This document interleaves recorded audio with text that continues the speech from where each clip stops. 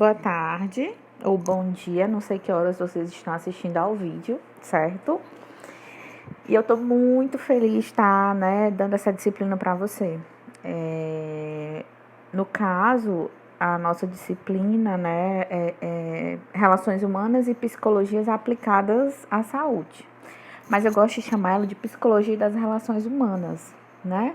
Para que a gente entenda como é que essas relações se estruturam e o quanto essas relações elas podem impactar no nosso local de trabalho, que é justamente no âmbito da saúde, certo?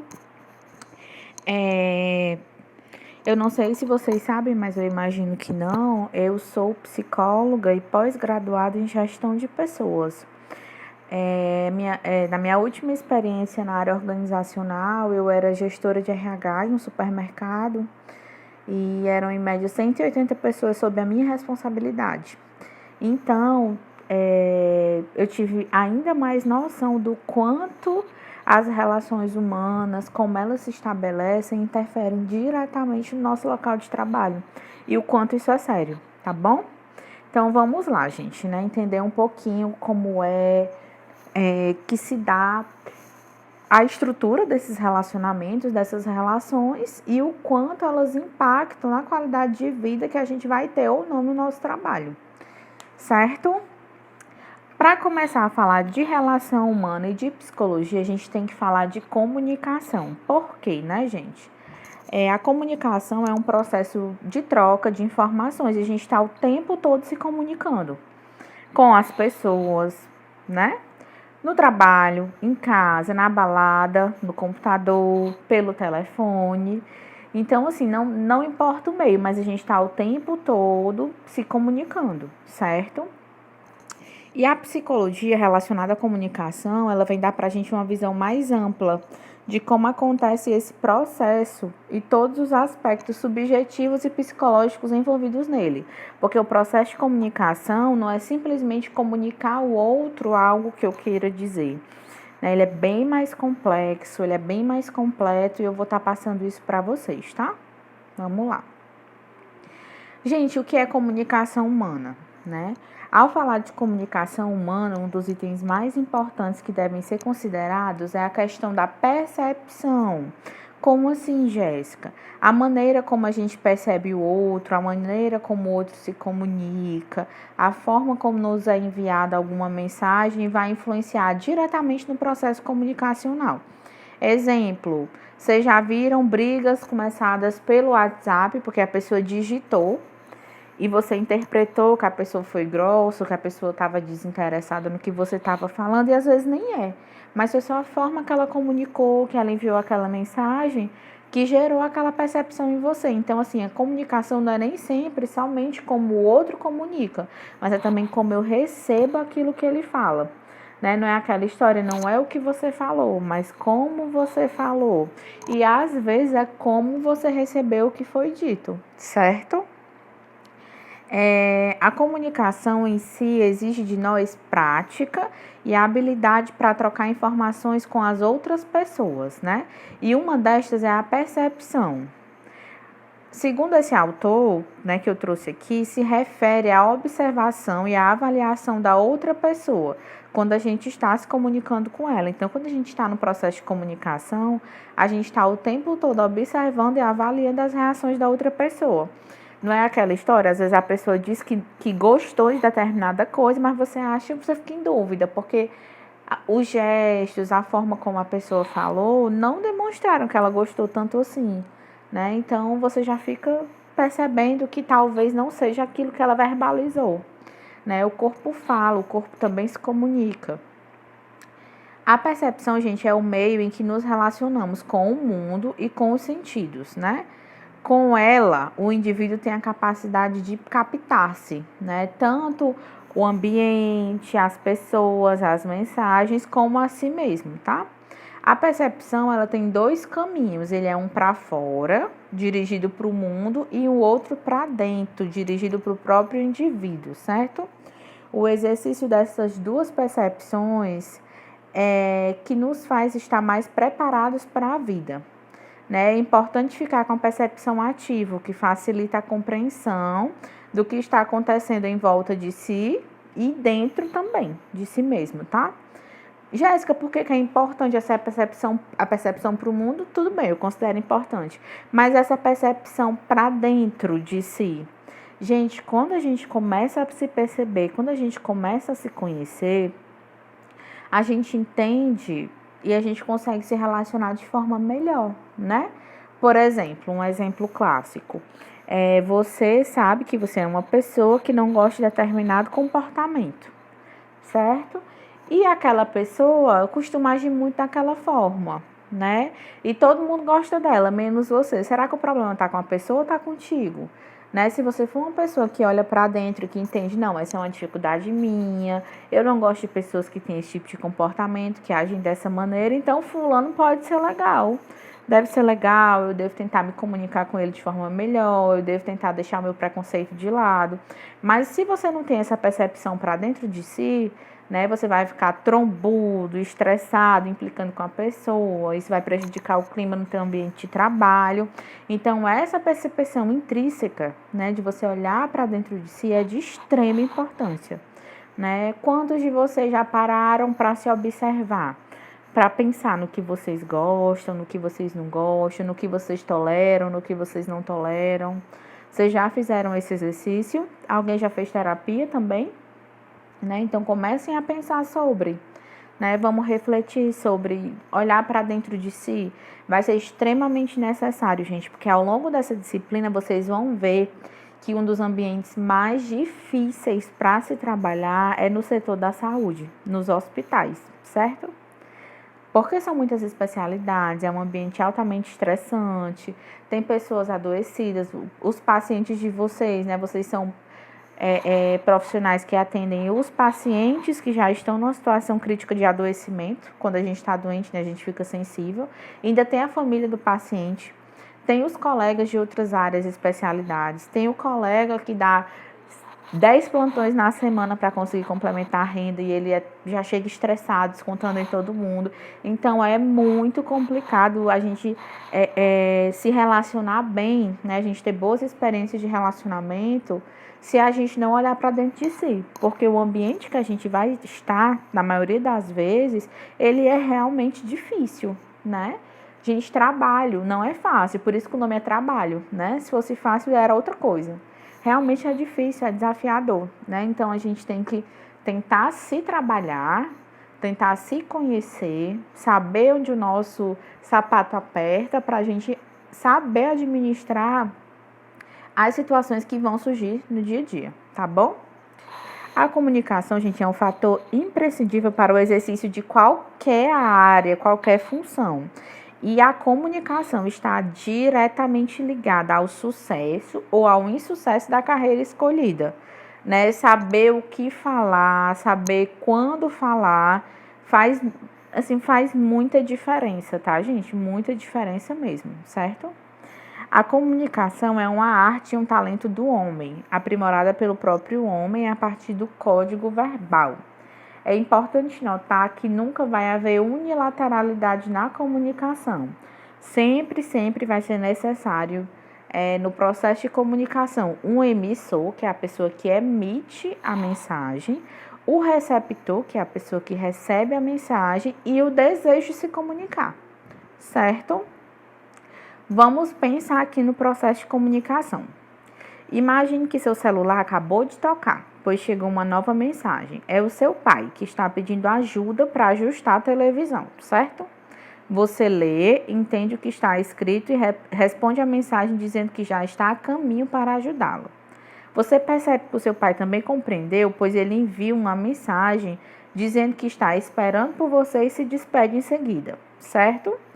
Perceba que a comunicação entre vocês foi bem sucedida, mas você já parou para pensar que sem os elementos envolvidos nessa situação, como o emissor, o código e o canal, isso não seria possível? Quem foi o emissor? Qual foi o código utilizado? Qual foi o canal? Né? Se a gente pensar no esquema, a gente pode representar a conversa do celular dessa forma. Observem. Emissor, né? Eu mando a mensagem para o meu pai. A mensagem foi o meu código, né? E canal, certo? Mensagem foi o código e o canal. Ô, gente, deixa eu desligar aqui Desculpem. Pronto. Tem no modo avião. Vamos lá. O receptor foi o meu pai. Mas você entende que o meu pai também foi emissor, porque ele também não mandou uma mensagem para mim, não é verdade? E eu também fui receptor, porque eu entendi que ele disse que sabia que estava esperando eu chegar, certo? Então, no mesmo processo de comunicação, a gente pode ser tanto receptor como emissor, tá? Vamos lá. A mensagem, né, o conteúdo transmitido durante a comunicação, ela pode ser produzida por meios da linguagem verbal ou não verbal, né? Pensando no exemplo da conversa com o pai pelo celular, né? Os textos escritos ou falados, a dança, um filme, uma postagem na rede social, tudo isso é exemplo de mensagem. O emissor, locutor ou remetente é quem emite a mensagem. Nesse exemplo, como eu falei para vocês, tanto eu como meu pai somos exemplos de emissor, certo?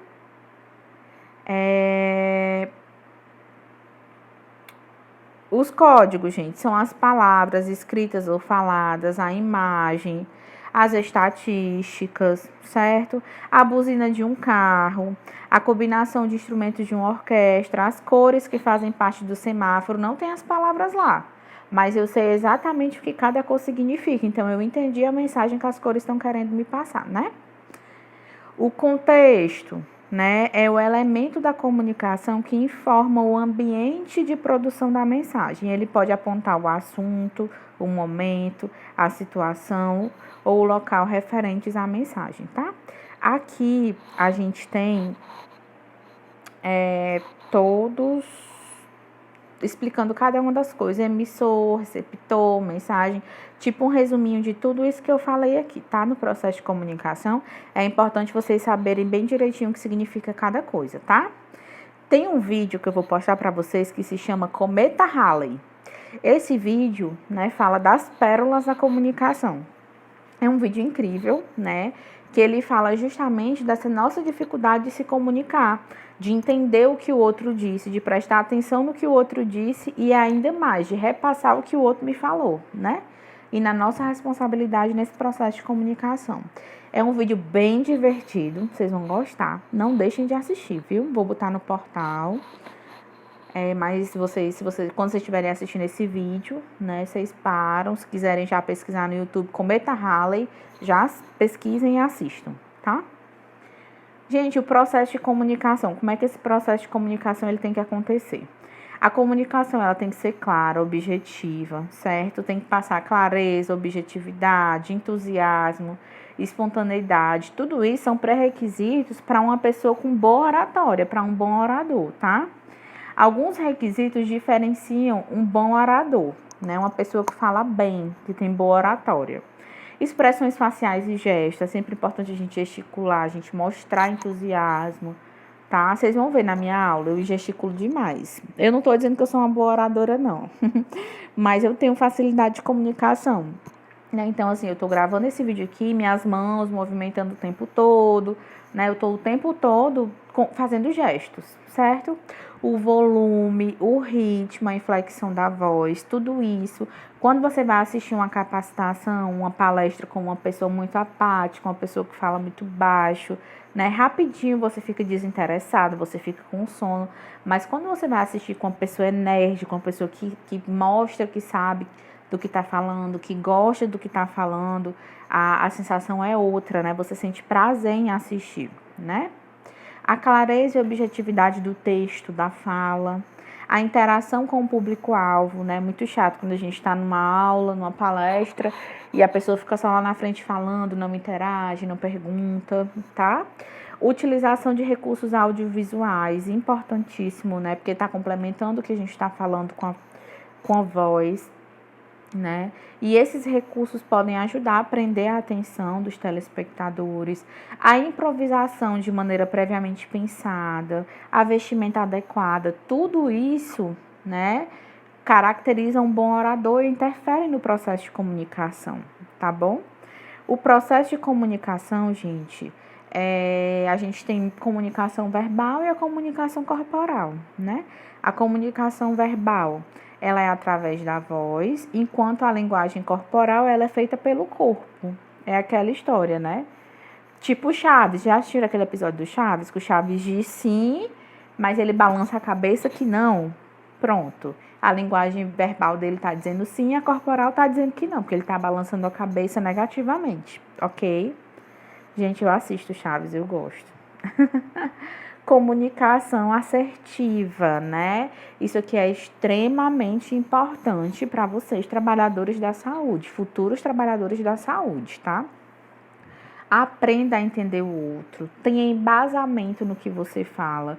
É muito, gente, muito complicado quando você faz o seu curso de qualquer jeito, você não absorve os conteúdos, você não se esforça, né? E você chega lá, você simplesmente faz as coisas, as pessoas te perguntam, você não sabe nem por que é que você está fazendo aquilo, né? Isso aí, né, comunica que você não sabe de muita coisa, de que você não sabe do que está fazendo, né? Não precisa ser aquela pessoa chata que descreve cada coisa, que fala uma teoria sobre cada coisa que está fazendo. Equilíbrio, né? Mas, assim, é importante que vocês tenham um embasamento, que vocês vão mostrar isso na prática de vocês. E podem ter certeza, né? Nós, psicólogos organizacionais, a gente percebe quem tem embasamento, gente. Na mesma hora, a gente percebeu uma pessoa que tem domínio da prática, né? Mas também sabe de teoria, a gente, opa, fulaninho é diferenciado, a gente já fica de olho, né? A gente já pensa nas seleções para cargos melhores, para cargos maiores.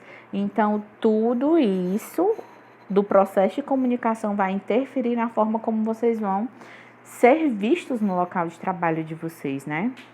Aprenda a ouvir na essência.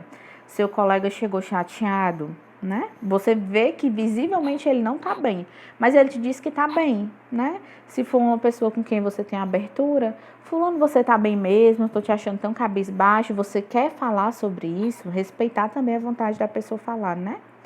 Então, é necessário a gente aprender a ouvir o não dito, né? Aquele paciente que tá um pouco, que normalmente é um paciente muito ativo, mas está muito desanimado naquele dia. É importante que vocês fiquem de olho nisso. Seja um bom intermediador, importantíssimo. Tenha atenção ao que você fala. Buscar sempre evolução contínua, pelo amor de Deus. Não vão se formar e nunca mais fazer um curso na vida. De jeito nenhum. A gente tem que estar sempre buscando capacitação, né? Acerte o momento de falar, né? É importante a gente saber o momento de falar e o momento de ficar calado. Porque tem momentos em que a gente não deve falar, a gente tem que ficar calado mesmo, que não convém falar muita coisa, né? Agora vamos lá, isso aqui é muito sério, tá? Comunicação